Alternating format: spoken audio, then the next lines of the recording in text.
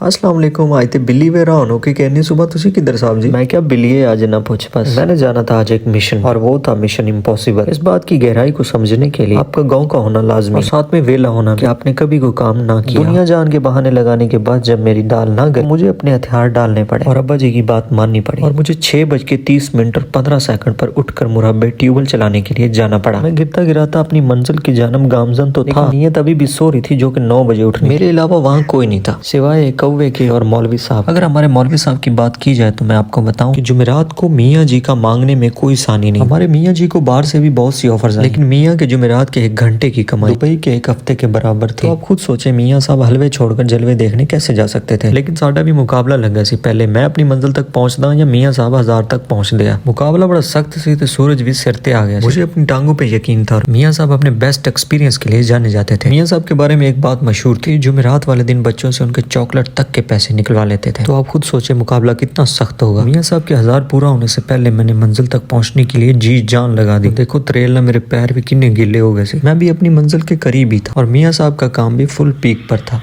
मैं भी हिम्मत हारने वालों में से नहीं था। देखिए मियाँ साहब भी फुल जोर दिखा रहे हैं।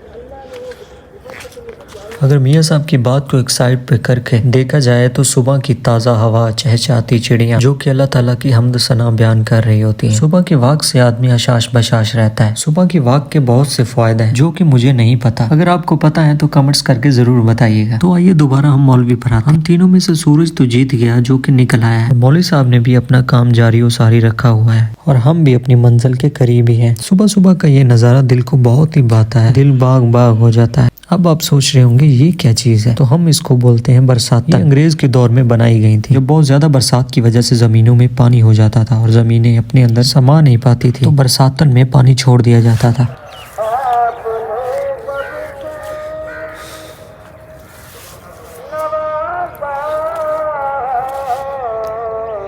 ले जी मैं भी अपनी मंजिल पर पहुंच गया ते मौलवी साहब भी इन्नी खूबसूरत आवाज किथे निकलदी सी अगर पैसे होंदे भी पूरे ना होए होंदे। ਇਹਦਾ मतलब है कि साडा मुकाबला हो गया टाई। सूरज ते ਉਹ ਸੀ ਜਿਹੜਾ ਸਾਡੇ ਦੋਨਾਂ ਤੋਂ पहले निकल आया। इधर मौलवी ज़ार ते पहुंचे सी ते मैं भी पहुंच गया। ट्यूबवेल को डीजल शिजल देने के बाद हमने चलाया और पानी भी फौरन से पहले आ गया। शुरू में जब पानी आता है ना तो वो थोड़ा थोड़ा मैला होता है लेकिन बाद में बहुत सफेद हो जाता है। आप लोग लाइक और कमेंट्स करके जरूर बताइएगा कि आपको मेरी वीडियो कैसी लगी। Thank you.